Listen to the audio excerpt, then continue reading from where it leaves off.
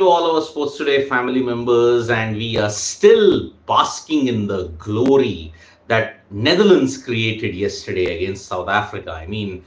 3 days, two major upsets, and we are seeing this Cricket World Cup 2023 come up and be active in a period when traditionally there has to be a lull. But now, in the second week, and now heading into the third week of the ICC World Cup, we are seeing upsets now being made. And remember, in 2015, 2019, if you looked at it, there weren't many upsets. But here in 2023, you've already had two major upsets.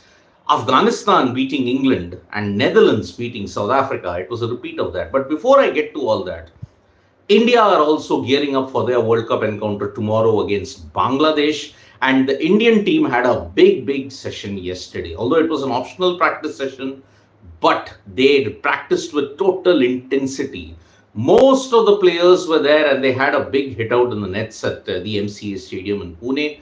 One shot in particular from Virat Kohli, the six that he hit, that has really drawn the attention of social media, and everybody are hailing that six as magical. It was a truly brilliant shot. You just have to look at the video to analyze how brilliant that shot was from Virat Kohli, and that's why it's a fabulous way of how India are shaping up. They're taking each practice session very seriously. And today also, they might have an optional practice session, and there is going to be a press conference at 1:45 p.m. So Virat Kohli's shot was once again left the internet speechless. And that's why it's a really good sign that the Indian top order is firing on all cylinders. And remember, India versus Bangladesh is a rather, you may say, a tricky encounter, with Bangladesh often having put up their best against India. Remember, Bangladesh had beaten India in the Asia Cup, although that Indian team did not have many of the stars that were there. So that's why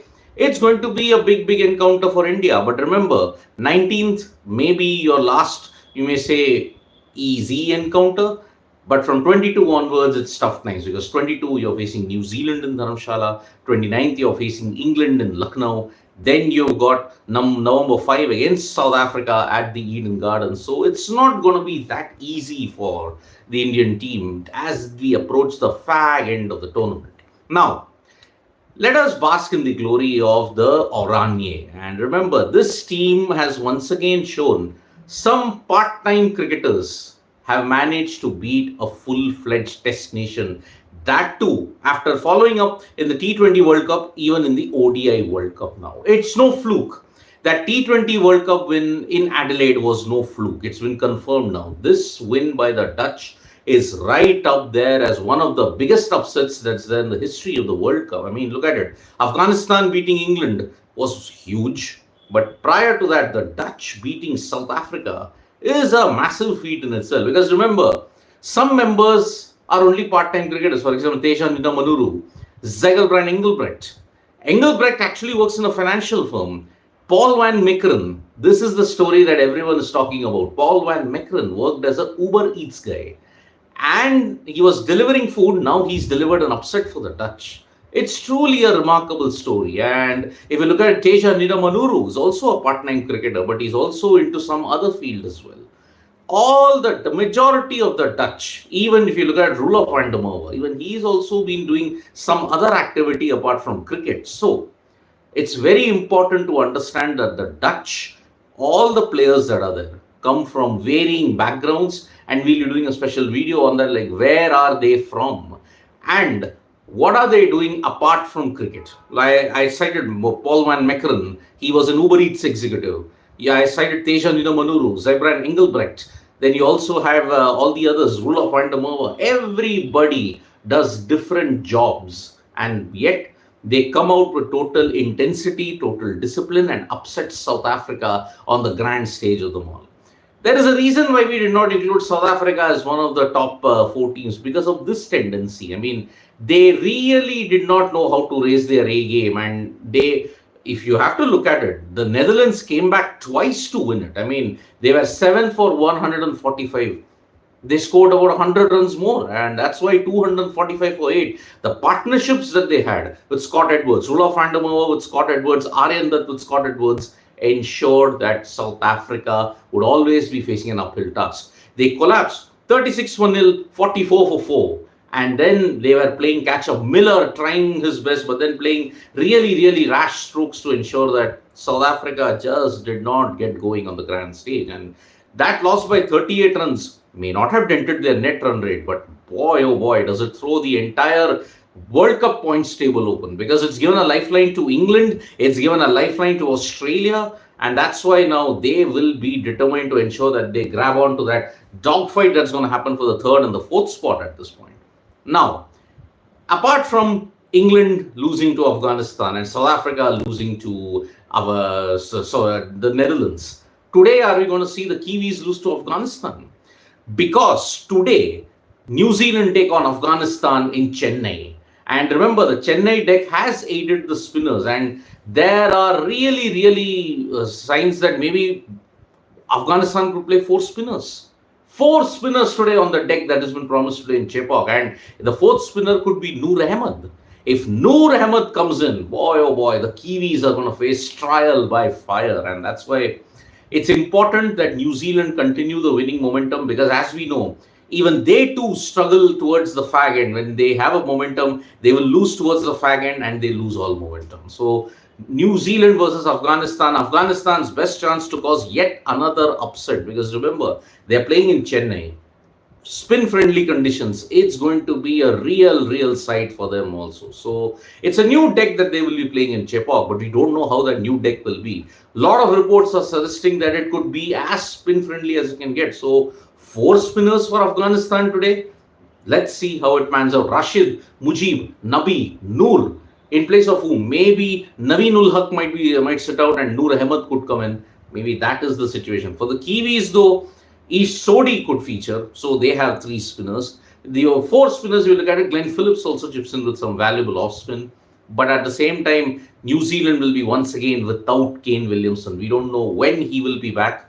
Maybe by the next week, or maybe towards the fag end, if New Zealand make it to the semi-finals, that is. So it's going to be a big match today. And if Afghanistan win, man oh man, even they have then jumped into the dogfight for the semi-final spot as well, and they can go on to win more games, because remember, they face the Netherlands, they can upset Sri Lanka, and if they can beat Pakistan, which the game that everybody's eyes are on.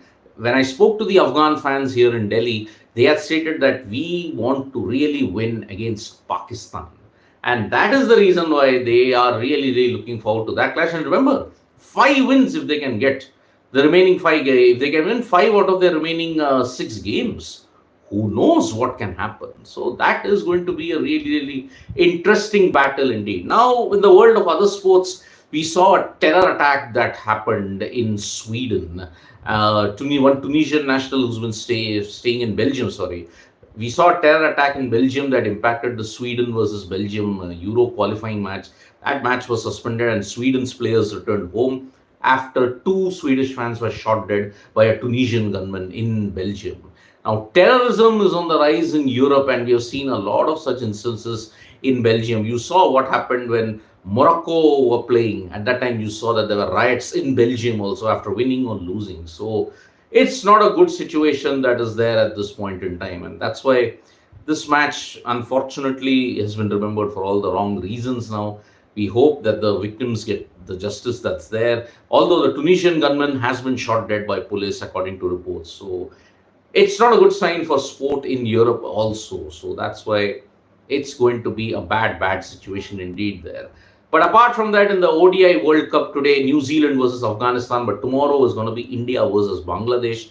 Crunch game indeed for Bangladesh, because they have been underwhelming in this World Cup. And if India can put them in further trouble, Bangladesh's chances evaporate all that instance. So New Zealand versus Afghanistan today in Chennai. We hope that the pitch is a good one, but we might probably be seeing 4 spinners for Afghanistan. Noor could come in for New Zealand. Ish Sodhi might come in for someone. So let's see how this pitch plays out in Chepauk. Thank you so much, folks, for joining us for this live. We'll be back with Sudeep Adhikari is saying that today is pitch strip 6. New deck today at Chepauk. Yeah, exactly. Ish Sodhi and Noor Ahmed, that's what we're getting. It could be a really good deck, and maybe you could see absolutely spin a web at that time. Then you look at it, any other further. Only Black Caps can beat India in these conditions, just them, not anyone else. I don't know, Sudeep. I think India are too strong, and playing at home, I think you can safely say that India could top the table yet again. One loss, maybe it can come against New Zealand in Dharamshala. Maybe it could come even against England in Lucknow. We don't know. Either of New Zealand, maybe England, maybe South Africa. Highest probability is New Zealand, second is England, the lowest probability is South Africa. So let's see how that pans out as the tournament progresses. So thank you so much, folks, for joining us for this live. We'll be back with more updates on Sports Today. Tap that bell icon so you know when we go live. And don't forget, we're on Facebook, Twitter, and Instagram as well. Don't forget to download the Sports Talk mobile app for all the information you need in English and Hindi. Bye-bye.